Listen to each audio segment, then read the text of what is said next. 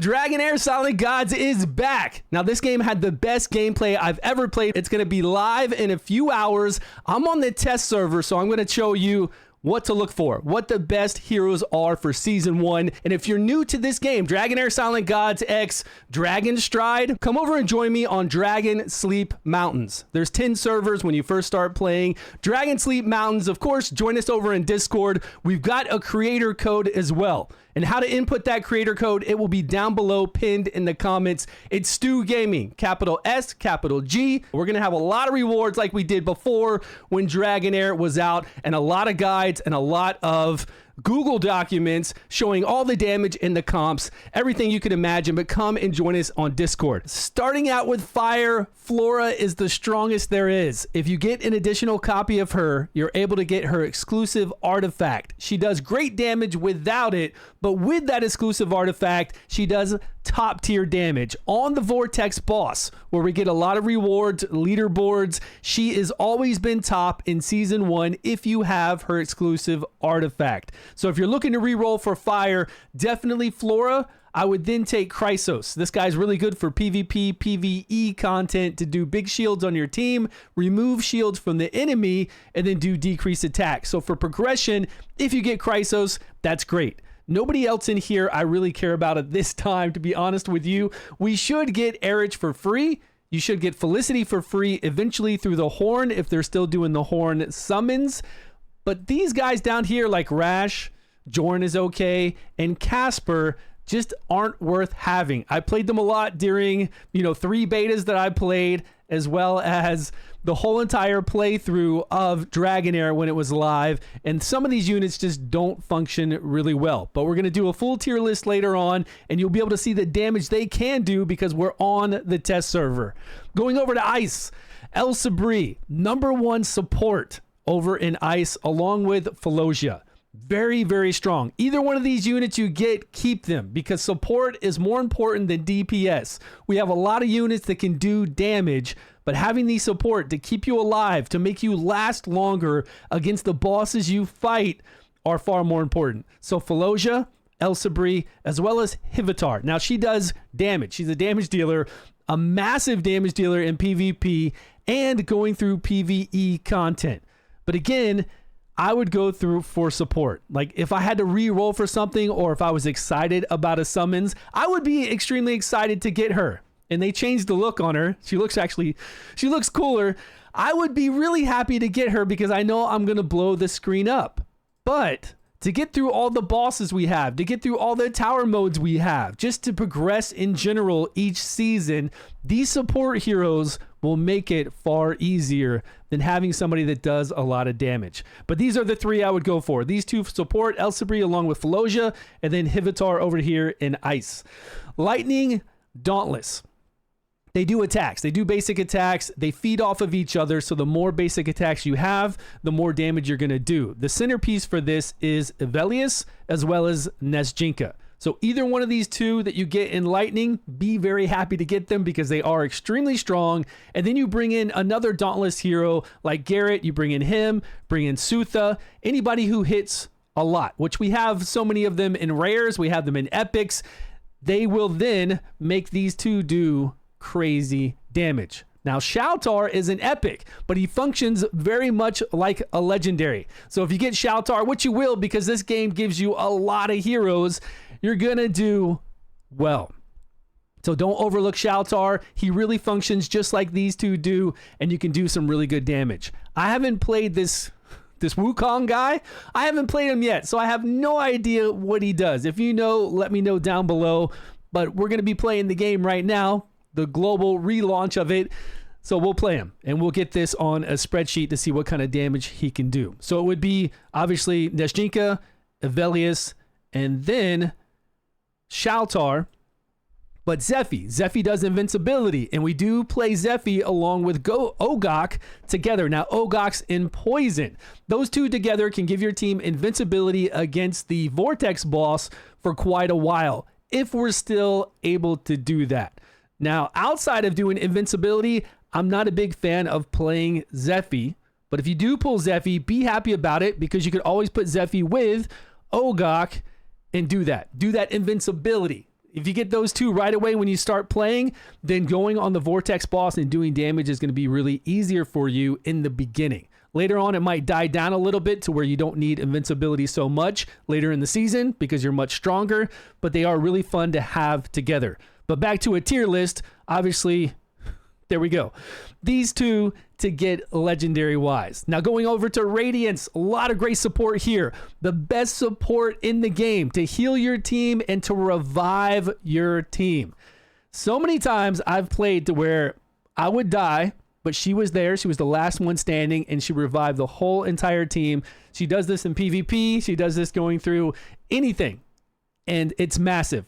The best, I feel like the best support in the game. So if you can get Mithracy, you are set. Along with Acelia. Now, Acelia is nowhere near as powerful as Mithracy, but she can remove debuffs, she can block debuffs, and she can heal your team, but she's melee, so she runs up in the fray. She doesn't stay back like some of these other healers and support do, but she's still amazing for PvE progress to get through so many dungeons. If you pull her, be happy about that pull. If I had to go for DPS in Radiance, it would be Filto along with Hubbard. These two do a lot of damage. Filto is so much fun to play. If you got Filto, be happy about that as well. And then later, if you get Lorinthel, this guy can enhance their damage, like enhance Filto's damage, enhance Hubbard's damage. So if you were re-rolling, obviously Mithracy, if you can get that. She's harder to summon. These great ones like this that have their own exclusive artifacts have a lower drop rate.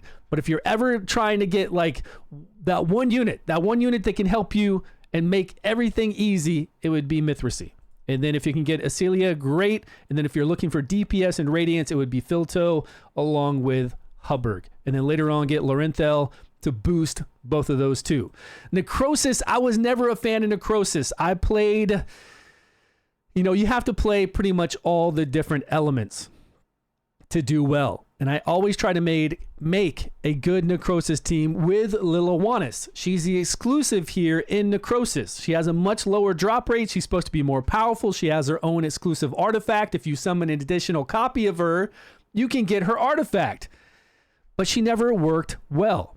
Anytime you have undead on the board, she'll sacrifice those undead and she'll ramp up her damage. She did really well against one of the in-season bosses one time, but me playing her for 5 days wasn't worth, being excited about pulling her. I'm not a fan of a lot of the Necrosis here. Now, Ripkus is fun, a lot of control, melee damage, invincibility, but still not something on a tier list where you would say, okay, this is what I want to go for. If you had to get anything in Necrosis, it would be Ghoulind, very strong everywhere, healing along with decreased attack. I'm not sure if he removes buffs. He absorbs their attack gauge, their ultimate gauge, really strong. Now, these two I think are new. I don't even know what these heroes are. So I hope they've increased Necrosis overall. Like, I've hoped they made Necrosis better, because Tauren is a good healer and he gives stats to the person in front of him, but they did buff up Estella, and Estella is an exceptional healer now. And Necrosis has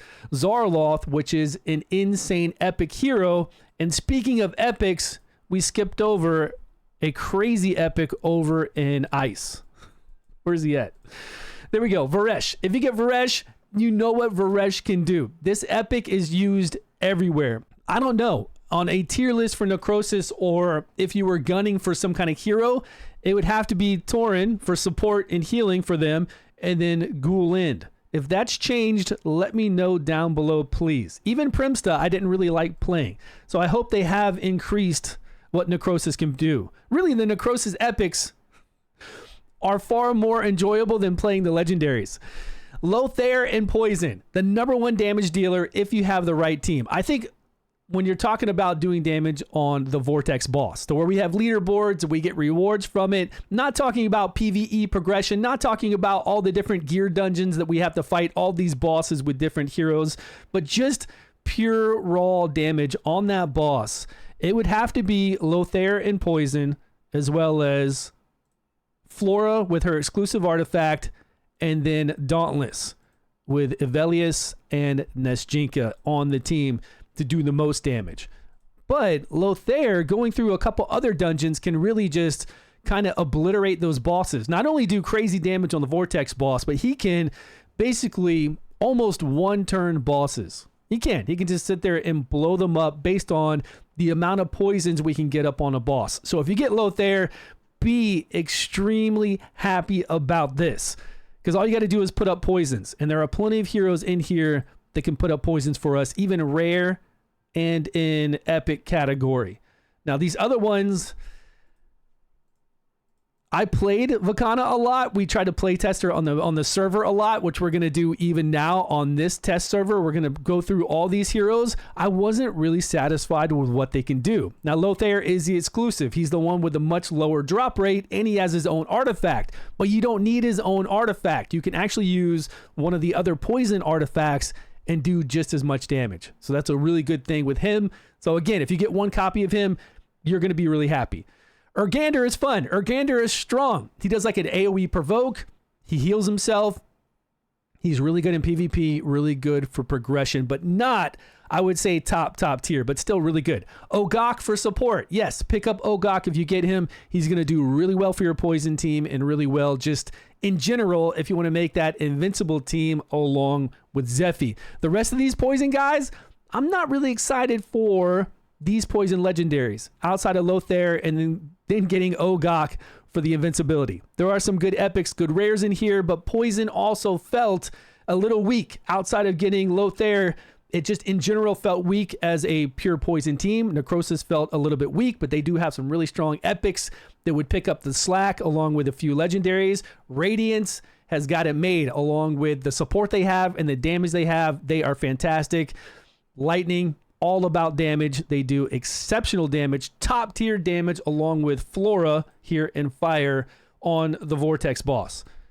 And then we've got Ice here where they have a lot of amazing support, and then crazy damage dealer here for PvP AoE damage, and then progression AoE damage with Hivitar. And there's a lot of other ones that can do exceptionally well. It can do things like this guy. He attacks the person with the highest attack gauge that's going to do their ultimate, and he'll stun them.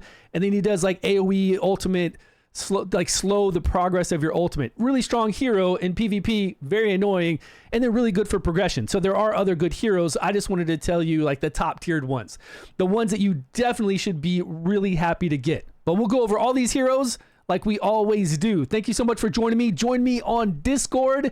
And if you're going to play, come and join us on whatever Dragonspire it was I talked about in the beginning, and use my promo code StewGaming. Thanks so much for watching, guys. Appreciate your time, your love, and your support. I will see you all in a video soon.